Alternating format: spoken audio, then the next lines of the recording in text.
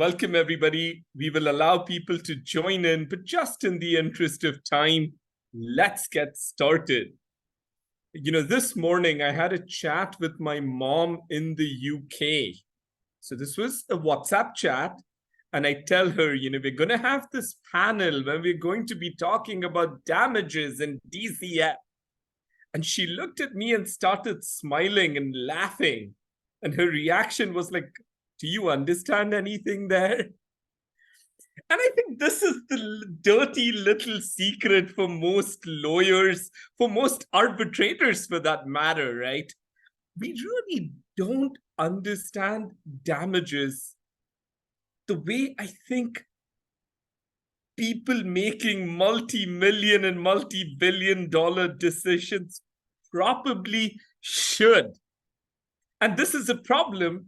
This is a problem we see states raising constantly. The awards are getting bigger and bigger. I was talking to another colleague who kind of described the economics applied by arbitrators as being voodoo economics. That's a problem. And we thought it is necessary for us to have a discussion on DCF, on damages, and really looking at the impact on ISDS. And towards that end, we have put together an absolutely stellar, an absolutely spectacular panel of people. You will see from their backgrounds and profiles that they are actually the kind of people who should be talking to tribunals and to the community at large on this topic. So what is our topic? Beyond economics, the DCF method applied to ISDS. Now, the way we are going to have this discussion, each of our presentators will talk for about 10 minutes on one particular topic. After that, we will have question and answers. You can put them here in the Q&A function on Zoom. We've received about 15 questions. So I think we're probably going to be okay. But, we welcome this being a discussion. Now, if I have to do justice to each of our speakers and their impressive profiles, we will be here till tomorrow just discussing their profiles. So I'm not going to do that. I'm just going to give you one line on our speakers, but do Google them because, you will see their contributions to, I think, damages to these topics at large is so profound that we will all benefit from hearing them talk. Our first speaker for today, Juan Carlos Bue, from Curtis Malley, Prevost, Colton Mosley in London, is really going to set the scene, is going to talk to us about damages, is going to talk to us about damages in ISDS, and really introduce some of these techniques that are used. Juan Carlos, without further ado, take it away. Thank you so much, Kabir. It's a pleasure to be here. My deepest appreciation to CCSI for the invitation, and especially to Lea de Salvatore, yourself, and Lisa Sachs for the invitation.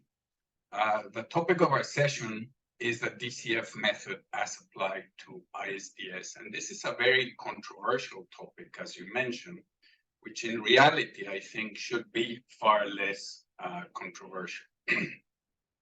One of the reasons why it's controversial is that states are accused all the time of maligning DCF as being inherently and excessively speculative. In particular, states often stand accused of ignoring a point which, among other places, was raised in the Crystal X Award, which is that once future profitability is established and is not essentially speculative in nature, then the amount of profits need not be proven with the same degree of certainty. And states are accused of saying that, no, you need to prove that the profits are as certain as the existence of profit itself. This, you won't be surprised to hear, as I view things, is a misrepresentation of the position of states in connection with this topic. As far as I can tell, that is not the position of states. The position of states echoes that of the World Bank, which in 1992 said very explicitly that DCF should be used in the evaluation of projects with an existing track record of operations, because valuation of projects without such existing track record is simply too speculative. And I have the language here from the World Bank Guidelines for Foreign Investment 1992, going concerns in existence for a sufficient period of time to generate the data necessary for proving profitability. Notice the use of the word data. Data is not what you get when you apply a prospective model based on assumptions which are not necessarily grounded in reality. So that is the position of states, and they also echo the World Bank in another thing which was said in the same document, a prescient warning that great care needed to be taken, given that investors had a certain penchant, shall we say, for exaggerating the profitability of their projects, especially if there was no track record. So the critics say that precisely this is the problem with the position of states and DCF, because in the end, these guidelines were published 30 years ago. They are therefore obsolete. They do not reflect how investors behave in the real world, because how seriously can you take something that is 30 years old? In my view, the fact that something has endured for 30 years old is not necessarily a sign of its obsolescence, but maybe of its robustness. And as an aside, I always observe that the decision in Horseshoe Factory, which is of course pivotal to the whole issue of calculating damages in ISDS, nobody seems to be greatly bothered by the fact that it is now almost 100 years old, that it arose in connection with a dispute between two states in relation to a specific treaty which mentioned a specific asset that need not be expropriated. Nobody seems to be greatly bothered by the relevance of this very old decision, but apparently the 30-year-old World Bank guidelines are a problem. But so what do we say about these diametrically opposed positions? Well, one thing I will say is that we are very lucky to have Erica Thompson with us, who is an expert in the use and abuse of models, and Brave is going to be the person who will take on her as regards those issues. So instead, I will not talk about those issues at all, and I will talk about something that appears to me is in short supply in the valuation models that I've seen used in the ISDS cases where I've been involved, especially or that I have reviewed, especially wherever unbuilt projects are concerned. And this is, once again, empirical data. So behind me, you can see a book. I will just cover my camera for a sec so that you can see which one it is. It was actually published in 2023. It has been shortlisted. This is completely coincidental, and I'm not shilling for the author, incidentally. Neither am I moonlighting as an Amazon seller in my spare time. But it has been shortlisted in the Business Book of the Year for the FT. It has been in the New York Times bestsellers list, and you can see there that its title is "How Big Things Get Done." This is somewhat of a misnomer, as the book mainly deals with how things do not get done, specifically large projects such as those that are often at issue in ISDS proceedings. So it has a misleading title, but it is full of very useful stuff, especially very useful to examine the claims made for projects, especially unbilled ones, in terms of, for example, the alleged certainty of their profits. Now, this book is based on a proprietary database, which its authors, who are also here in Oxford, claim is the largest one in the world. So it has granular data on a total of 17,000 projects, which is many, many thousands than most people will ever come across in their lifetimes. And if you review it, you will see that it has a number of interesting conclusions. The most important of which is that things rarely, if ever, go according to plan. And when I say rarely, this is somewhat of an understatement. According to the author, who is Ben Flubert, about 8.5% of projects in his 17,000 strong database have hit the mark as regards their cost and their time of construction. Only 0.5% have hit their cost target, their time target, and their profit or benefit target. 0.5%. So 91.5% of all projects in his database, again, 17,000, have gone over budget, over schedule, or both. And 99.5% have gone over schedule, over budget, under benefits, or some combination of the above, 99.5%.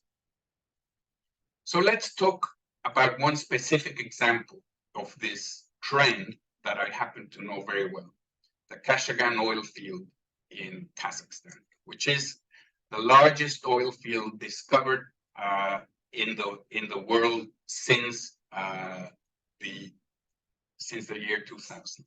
Now, Kashagan, which has recoverable reserves of around 13 billion barrels, was supposed to have come on stream in 2005 and 6, achieve a production of 1.5 million barrels a day, and all of this would have required a total expenditure of 57 or so billion dollars. Now, none of this happened.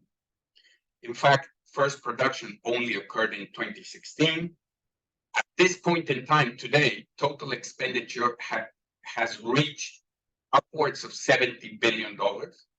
And production is nowhere near the target of 1.5 million. It is still at 450,000 barrels a day.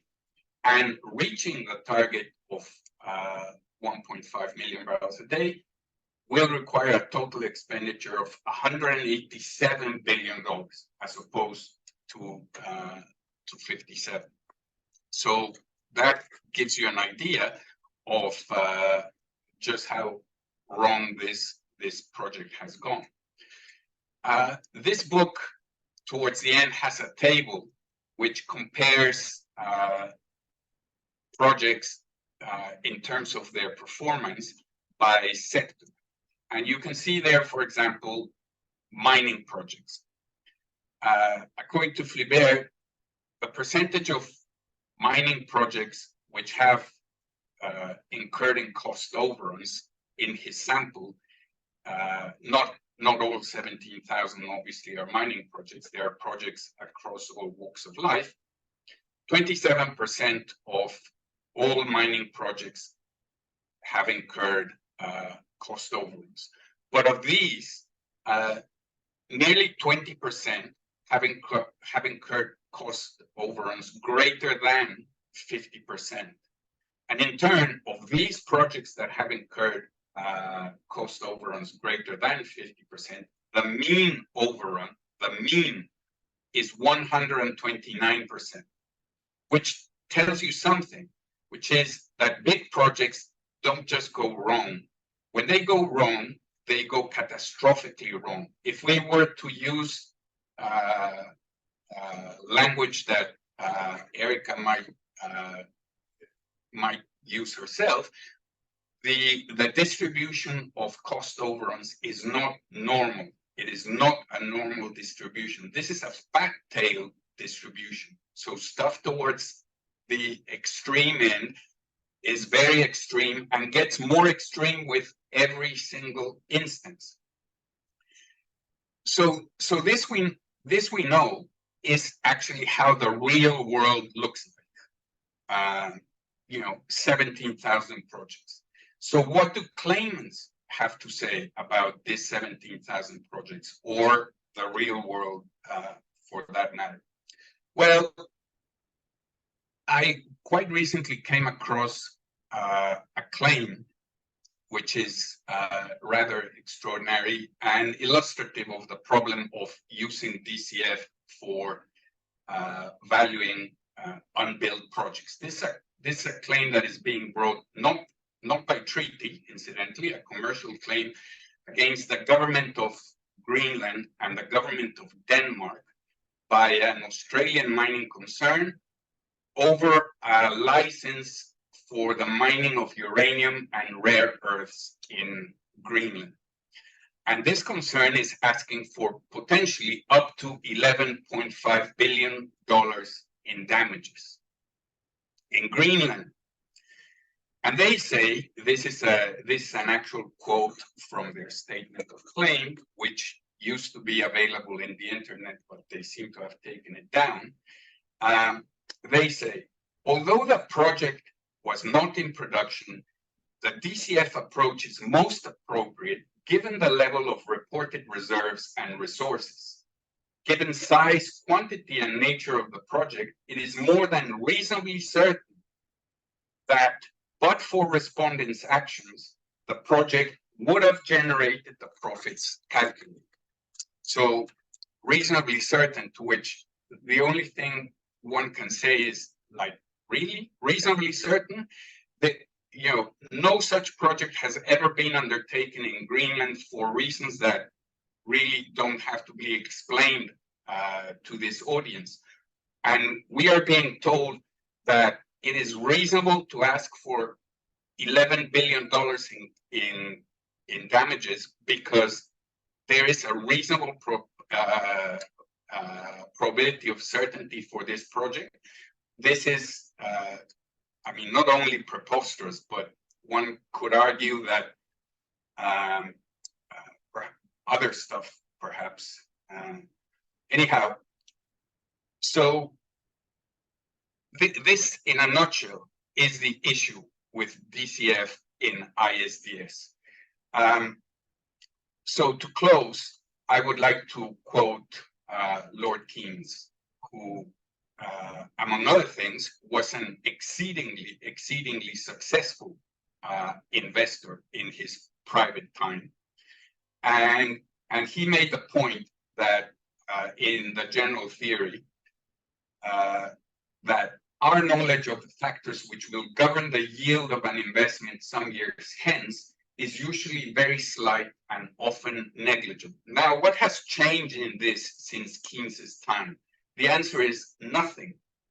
We have much more by way of computing power and so on, but our knowledge is still exceedingly slight and often negligible because resources have got more difficult to access, and economic life in general has grown in complexity. So I would leave it at that. The issue with ISDS is that particularly for things that haven't happened yet, it is completely unsuitable.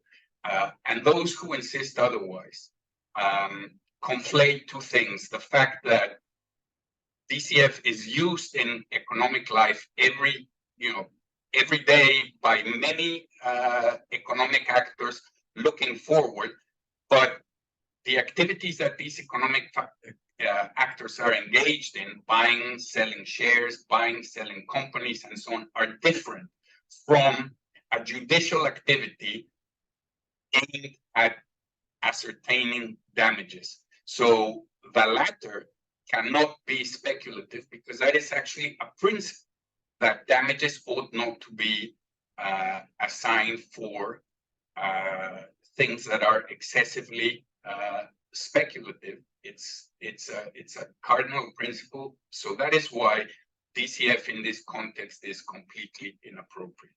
And I will leave it at that. Thank you very much, Juan Carlos. Must be nice to have projects that haven't started and you get billions of dollars. I would Absolutely. Like to do that. It's much easier to sue than to try and see one of these hugely complex projects to completion. You're right. And as you actually mentioned, we are very privileged to have with us Professor Erica Thompson from UCL's Department of Science, Technology, Engineering, and Public Policy, which I think really brings forward all these complex areas from a public policy perspective. And Professor Thompson is going to talk to us about DCF, this magical term we have been hearing about, probably the use and abuse of it. Professor, please take it away. The floor is yours. Thank you, Kabir. It's great to be here. And maybe I should start by managing expectations a bit, that I don't have any specific expertise in DCF itself. My expertise is in the use of models for decision making. And so I'm going to sort of throw in a few high-level thoughts, which maybe can help to frame this discussion a bit. I'll start by agreeing with Juan Carlos that if we're making models of the future, that the future is inherently unknowable in the sense that Keynes described. Our knowledge is indeed exceedingly slight. But I suppose the question is here that we aren't necessarily trying to predict per se. We're coming up with some kind of explainable basis for a decision and to support a decision, whether that's in the case of a market participant deciding whether to buy an asset, or whether that's in the case of valuation of an asset for dispute settlement.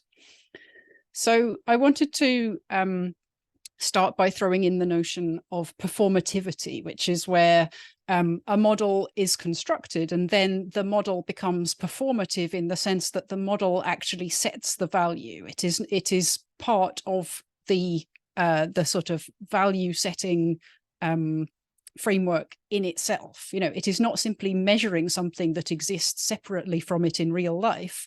It's defining it. And so I think we have that situation here, that if market participants, in fact, use a DCF model to decide the value of an asset, and they are doing that, in terms of whether to buy it, in the actual market, even if they are being consistently optimistic, as Juan Carlos described, then that will be the market value. There isn't another answer. That will be it. If the accepted model says that we multiply the number of hairs on a buffalo by the prevailing central bank interest rates to get a number, then that will be the number. And the only disagreement or uncertainty is how we choose which buffalo to measure, right? Apologies to any buffalo in the audience. So it doesn't matter how stupid or wrong or disputed the answer is, or the model is, or how divorced from reality it is. If that is in fact the model that is used to make decisions, then we have to agree that the model output, whatever it happens to be, is the answer. Okay.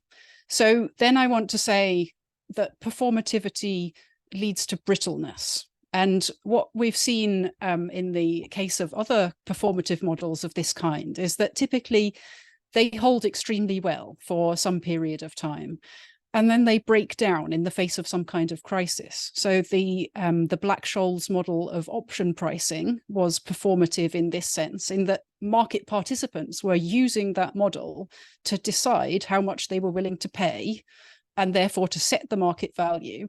And as such, it had to be a perfect model. The answer had to line up, because if it didn't, somebody else would be coming into that market and going with the model and bringing the price back to where it ought to be.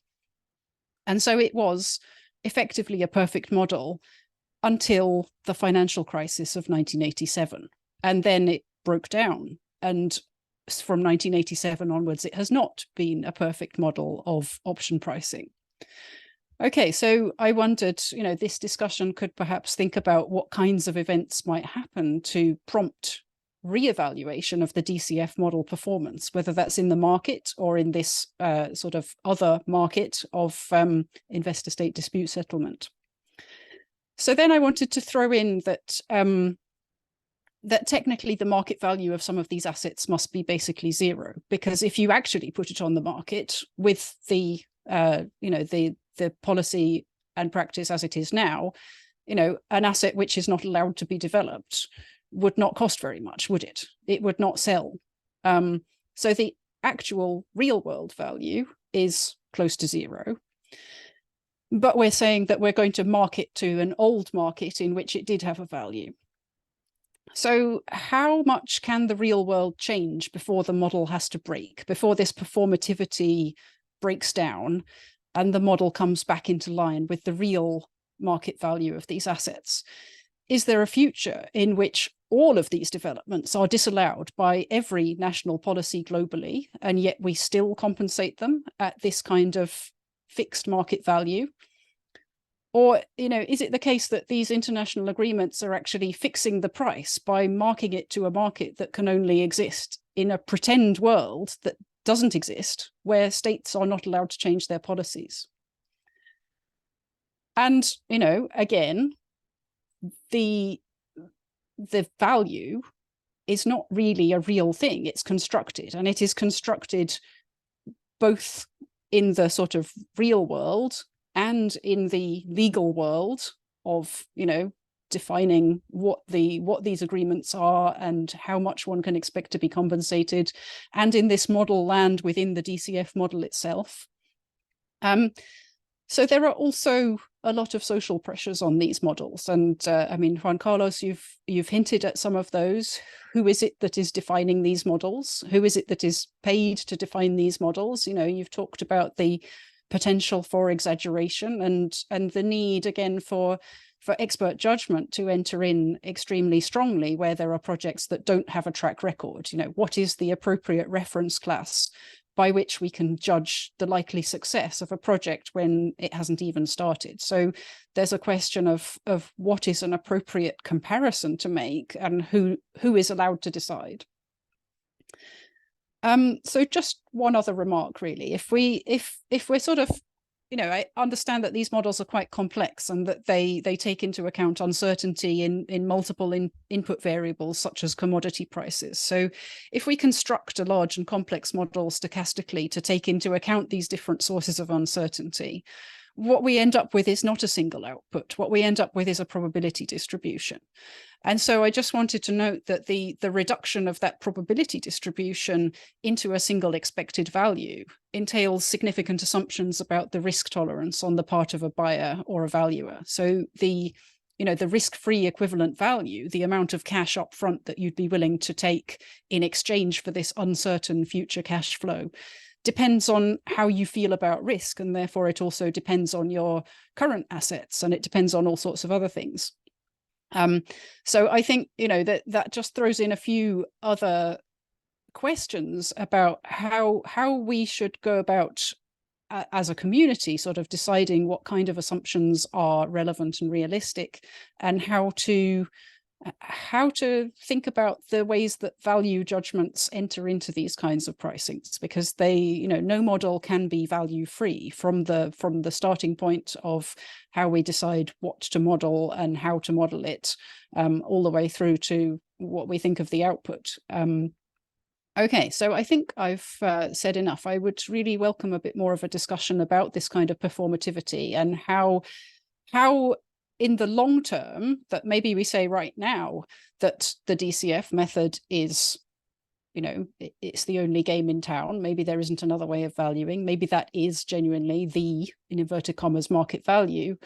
But how does it transition into a new environment smoothly without ending up, prompting this kind of crisis that we see, this moment of reevaluation that has happened in other areas where performative models have a great impact on policy? Thank you. Thank you very much, Professor. And I think just for our audience, I think there was something very unique, because I think on the assumptions aspect of your presentation, Professor, I think there is some amount of discussion within our community. But on the model selection itself, are we selecting the right framework? I think we have never really focused on that. And that is, I think, something we really need to be thinking much more deeply about. So thank you very much for that. And, I think for our audiences, probably in the last 20 years, one of the best, if not the best article is the article on crippling compensation. This was published in Exit Review. I don't know if it is on free access. I believe at some stage it was. It is.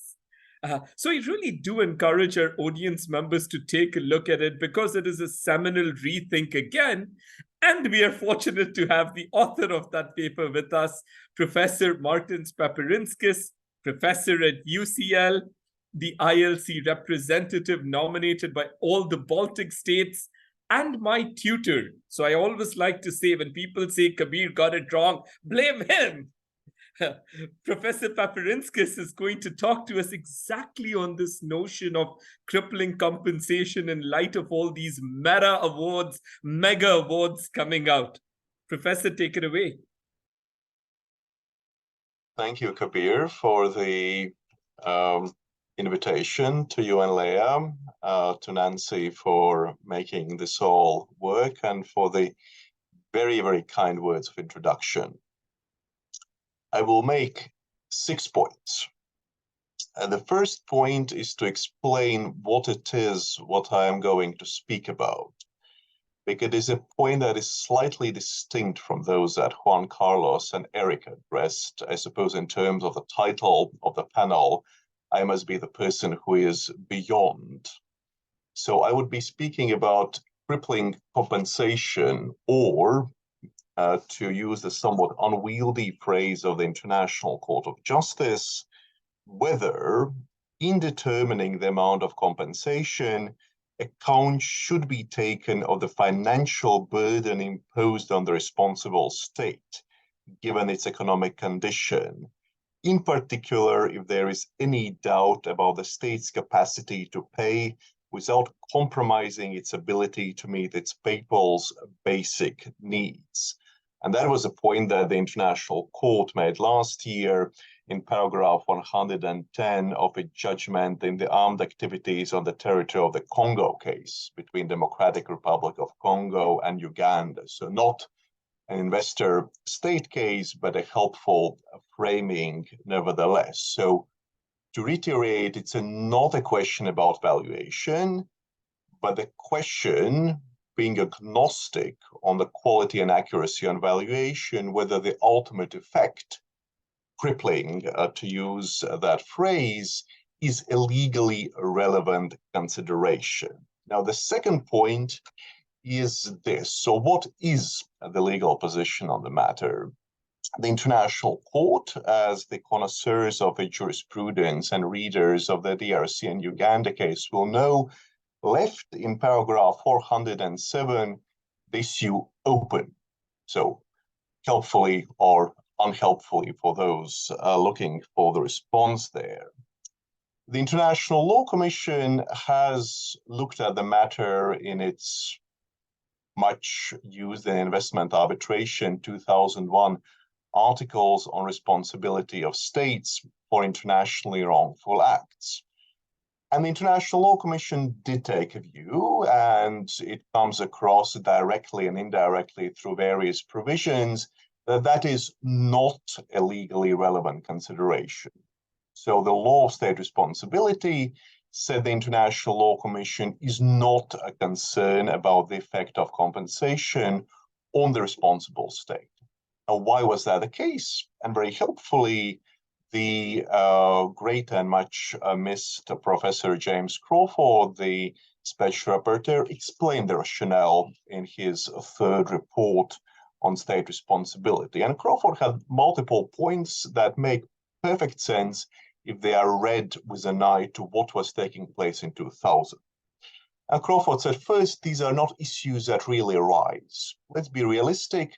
States are repeat actors. They are systemic interests, not to raise mega claims. When they are raised, we can trust the wisdom of the international institutions to do something about it. And here he has in the background cases of the United Nations Compensation Commission created and tweaked by Security Council. If they are raised and presented, the normal application of rules on causality and valuation are going to significantly diminish all these amounts. And if it still does emerge with a very significant amount, then circumstance precluding wrongfulness could at least give breathing space of suspension of the obligation. So Crawford said, really very pragmatic, as a sitting in UCL, I cannot but say Benthamite manner. Is there an issue? There is no issue. So it is not, there is no utility in having a rule restricting compensation if these things will not arise. My third point, and this moves a bit closer to the reality we heard quite a bit about, is that in the 20 years since then, the underlying assumptions, it seems to me, as they are applied in the context of investment arbitration, have shifted. So this is not to say that there was anything wrong in the judgment call made in 2000s, but that is not the international society that reflects the field of investment arbitration. So here I made a sidebar, so to speak. I will assume for the purposes of this presentation that rules on compensation set out in international law, so content of responsibility, apply in the same manner, independent of the character of the actor invoking it. So states invoking responsibility invoke the same form of reparation as a non-state actor, as an investor. There's a separate debate to be had, but that is a broadly accurate factual description of how it has been approached by the arbitral community. So to the extent that we're interested in practice, that is what one would look at. And here, my argument would be that one could plausibly say that these assumptions are no longer accurate. The very structure of investor-state arbitration, putting in a non-repeat private actor in the form of a claimant, eliminates the systemic incentives that states as repeat players have. So we know that investors, institutionally speaking, not maligning investors, but institutionally speaking, due to their character, do not have a systemic interest in maintenance of the broader system. Their interest is in implementation of what they consider to be their injured rights. And there is no other place really in the legal argument, either in the determination or enforcement, where arguments relating to amount could come in. So normatively speaking, there is an issue. So the Benthamite spirit should say, well, there would be utility thinking about. Now that leads me to my fourth point. If we take international law and international lawmaking seriously, the fact that certain assumptions don't make sense is one thing. We need to know whether rules themselves have changed. And here we see some occasional invocations by states in earlier investment arbitrations. Many people will probably think of Ian Brownlee's opinion in CME and Czech Republic, but it doesn't really seem that there has been a great deal of push in that direction, either by states or, as it were, proprio motu, by the arbitrators. In fact, if anything, it has been something that has been invoked in other settings, like in the ICJ case that I mentioned. So where does that leave us? And I think it leaves us, it seems to me, we could look at this in two ways. And in remaining time, I will set out what would be the argument for, as it were, saying, even though the assumptions have shifted, the law is correct. Or on the other hand, saying that there could be an argument for tweaking the relevance of the impact on the responsible actor, legally speaking. Well, the arguments against it would be to say that this is not a good fit. it's not a good fit either for determination of quantum, nor for implementation in the dispute settlement mechanisms such as investor-state arbitration.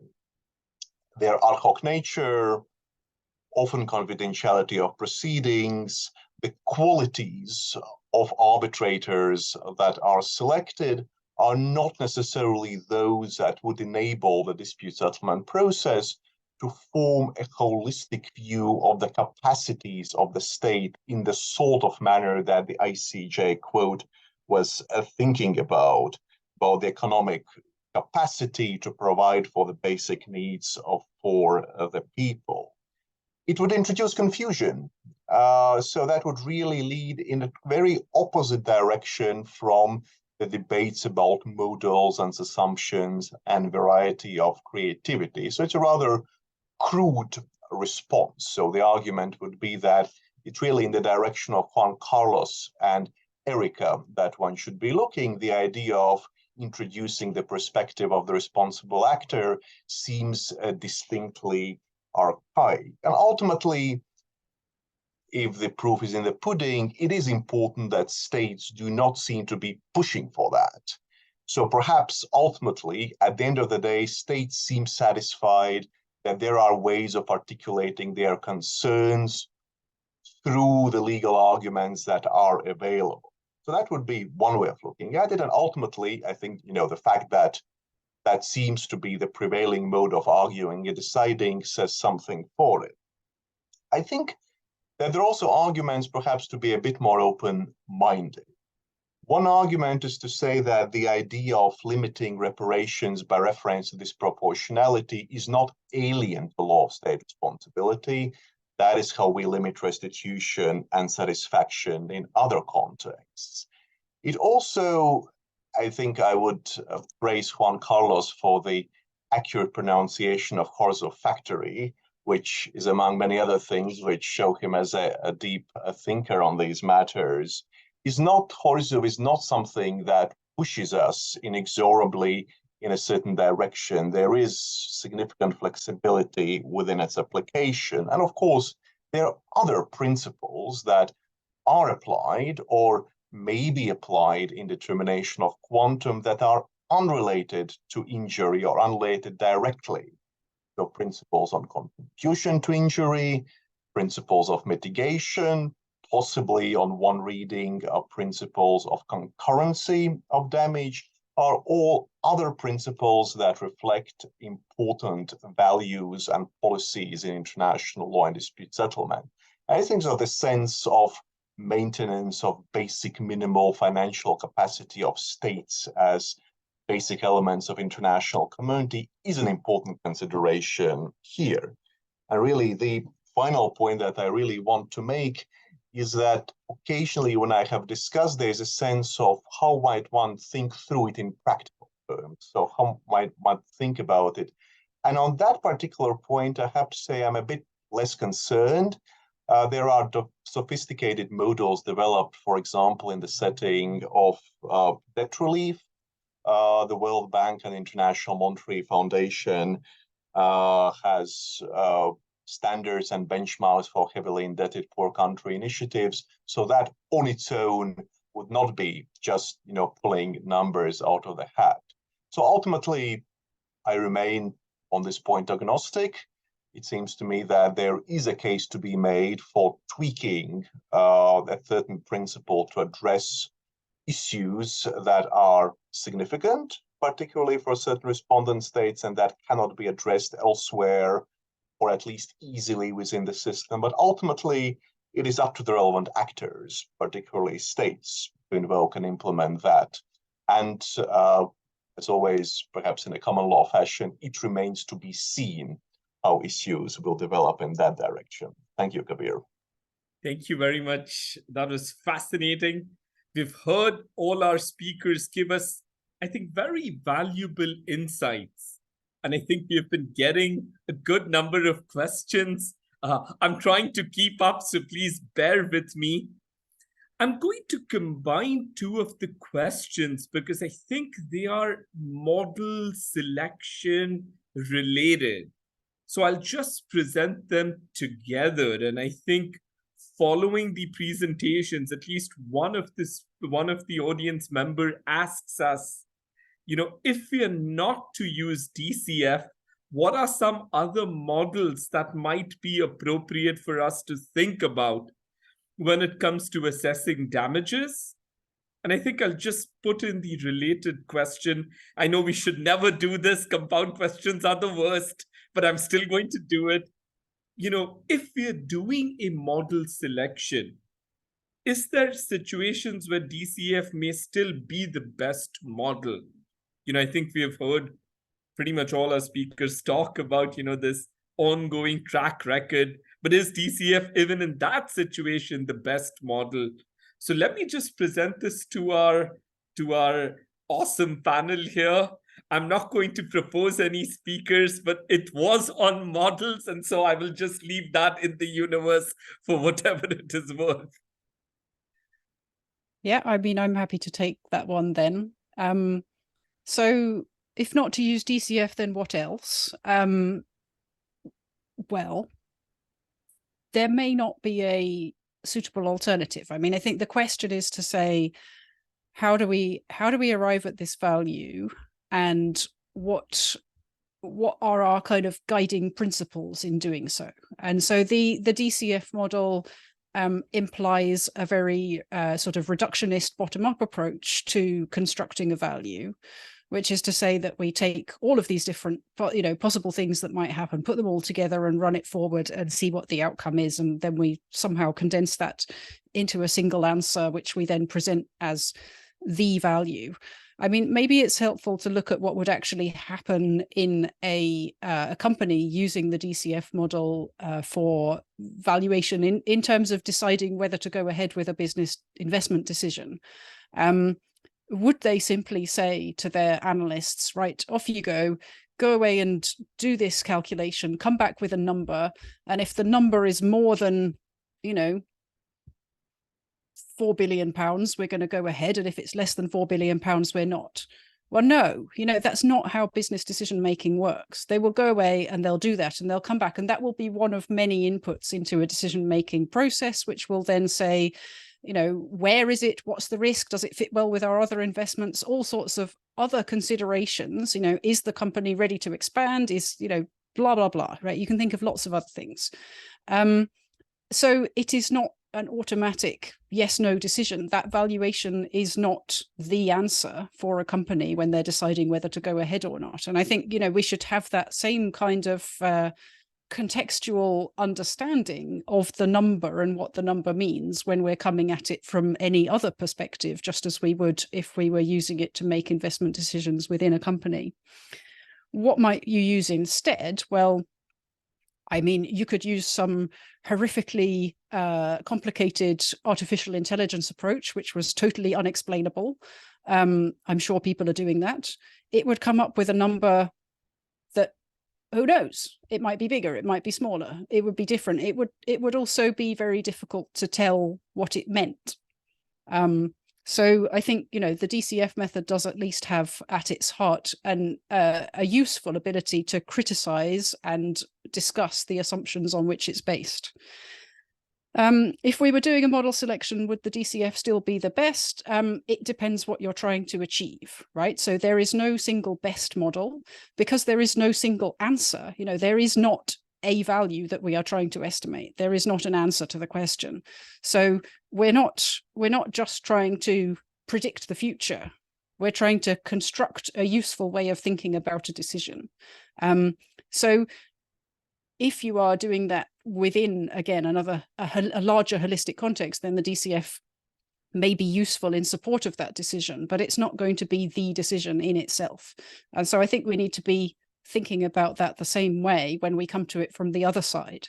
Because if an investor was looking at this figure, they would not know immediately what the answer was from the number. And so it isn't really appropriate from the other side for us to know immediately what the answer is given the number of the output of a model in the other context either. Thank you, Professor. That was very, I mean, I think we lose sight of that, we are making the best we can in light of the information we have. And, there is no perfect universe with the perfect model. So thank you very much for those insights. Let me present this question that came in, I think, on the Q&A feature, because I think it's an interesting question. And the question reads, what is your opinion on the insertion of explicit damages valuation clauses, almost instructions, in treaties? And, the author, Agatha, tells us, she has heard arbitrators say, I think this is shared wisdom, we don't know what to do. We are dependent on experts. States should put in much more clarity. So do you think this is a feasible option? Really have states get their act together, not copy the DCF, fair market value, that tends to often find itself in treaties? Juan Carlos, is this something you want to take? You had an interesting expression. Well, I mean, part of the problem, fair market value is in treaties, but there is no, the issue is that there are no instructions on how fair market value is to be calculated. Therefore, the fallback is on the customary position under international law, which is Horsu. As with everything else in life, it comes down not to the method itself, but what you do with it.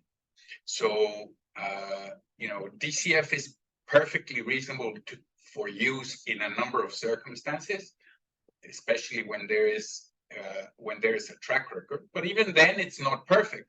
There has to be, because DCF is a prospective thing, the temptation to exaggerate is always present and very easy to achieve by just tweaking a few variables which don't appear to amount to much. But when you project it towards the future for a very long time and then bring it into present value, it turns out that these are very important things. So I don't know that, part of the issue with the way DCF is abused, shall we say, has to do with the fact that the decision makers, in other words, the arbitrators, are not really, shall we say, au fait with DCF or with economics in general. So there is a temptation to try and dazzle them with stuff, and you get some extraordinary decisions as a result, due to arbitrators thinking that they understood something when they really did not. I don't necessarily think that instructions would be the answer. What I would say is what's required is more by way of due diligence on the part of both the arbitrators and the experts.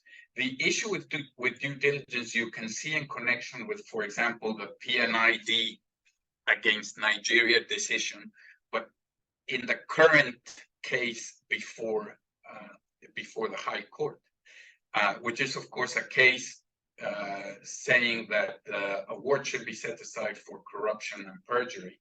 And that case has revealed, for example, that the tribunal took a decision to award $4.5 billion of damages against Nigeria on the strength of nothing more than 2 sheets of paper and a sketch on the back of a napkin, because they were told that PNID was ready to perform, and they believed it. And this was all that there was by way of evidence.